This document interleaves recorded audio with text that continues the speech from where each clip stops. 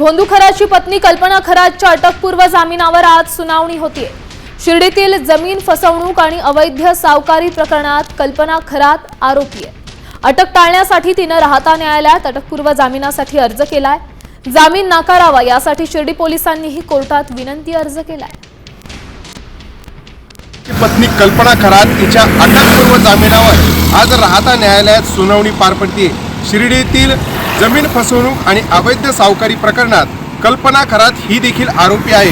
खरं तर या प्रकरणामध्ये अशोक खरात, कल्पना खरात यांच्यासह आणखी 3 आरोपींचा या सगळ्या फसवणूक प्रकरणामध्ये समावेश असून 2 आरोपींना याआधीच अटक करण्यात आले। तर कल्पना खरात जी आहे ती अद्यापही फरार आहे आणि आपली अटक टाळण्यासाठी तिने खरं तर आपल्या वकिलांमार्फत राहता न्यायालयामध्ये या ठिकाणी अटकपूर्व जामिनासाठी अर्ज केलेला आहे आणि आज त्याची सुनावणी या ठिकाणी पार पडणार आहे।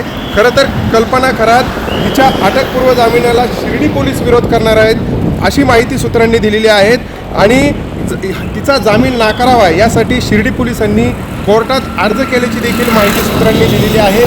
सचिन मनसोडे, साम टीव्ही न्यूज, राहता अहिल्यानगर।